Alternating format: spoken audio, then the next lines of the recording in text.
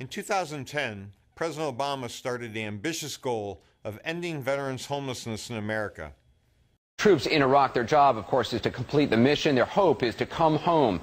For some, the journey back is full of setbacks and unwelcome surprises. For some, they wind up homeless. A small number of Iraq and Afghanistan vets are turning up homeless these days. They're veterans just returned back. Maybe they live even near you, living on the streets. Tonight, you're going to meet one of them. There are two things National Guard Corporal Joe Ricaldo never dreamed he'd see: the sun setting over Iraq and the sun setting over his '98 Plymouth, the car he now calls home. I never pieced the gun turret. Joe was the gunner in this Humvee when his vehicle took a sharp turn and flipped. His body was nearly crushed underneath. Joe suffered traumatic brain injury, broke his back, all his ribs, and shattered his left arm. He was unconscious for days. They told my sister they were going to fly her out there. I wasn't going to make it. But to the surprise of his own doctors, he survived. Over many months, doctors pieced him back together, using metal rods and screws to fuse his spine and metal plates to hold his shattered arm together. So you got a lot of metal in you. A lot of metal. Could probably build a small Eiffel Tower with the hardware I got. Today, every step hurts, but Joe... My friend, we used to go 8 miles that way. Joe can't lift more than 10 pounds, so he couldn't go back to being an auto mechanic. Instead, he took a job with the National Guard patrolling Penn Station in New York. He says he lasted 6 months before landing in the hospital again with back pain and a bone infection. And at that point, I gave up. I simply gave up. I know I can't work. I have no income coming in. I'm finished. What he had coming in was $218 a month from a disability check. So it wasn't long before Joe, at age 50, ended up homeless. This is my clothes closet here. The trunk is your closet? Yeah, forgive me, the maid never showed up. I'm on a fire when I get a hold of it. Joe says he's looked for part-time work with no luck. Hey, Joe.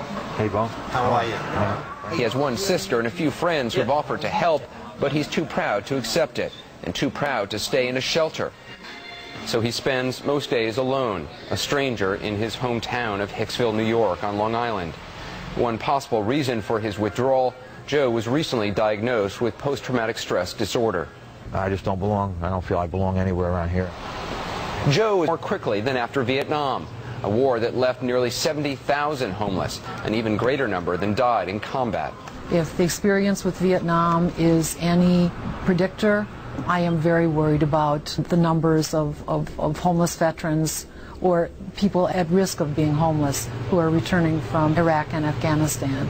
The Department of Veterans Affairs is working to avoid a repeat of what happened after Vietnam. There was a delayed effect with a lot of veterans after Vietnam. We know that. We've studied it. We've learned from that. And so that's why we're trying to intervene now right away. The VA spent more than $1 billion on homeless programs last year, but some veterans still fall through the cracks. Misclassified, as the VA now says Joe was, unable to receive full compensation. You feel sort of like you got lost in the system? Absolutely. Lost. I'm still lost. I'm still dizzy for what happened. And sick and tired of fighting for benefits. Last month, though, Joe's persistence began to pay off. His disability status was raised from 20% to 60%, or $873 a month. But as Joe puts it, in New York, that is just enough to either afford an apartment or eat, not both. I'm disgusted. And it's not because I'm a veteran or a soldier or somebody who served. That means nothing. You know, we choose to go. No one forced us to go. I'm just saying you should be treated like a human being, for God's sakes. It's all I want. And then I think about the other veterans from other wars, and they're still fighting to this day. It's horrible. And I had to live it. It was only after CNN made repeated inquiries about this case that the VA called to inform us that Joe would finally be granted full 100% disability status, retroactive to March and worth $2,600 a month, meaning he may actually get to sleep in a real bed very soon. When we called Joe with the news, he said he'll believe it when he gets the first check. The war in Iraq may have broken his body, but it's the fight here at home that's come close to breaking his spirit. Well, on Monday, we'll have more stories from veterans to tell in our special edition of 360 coming.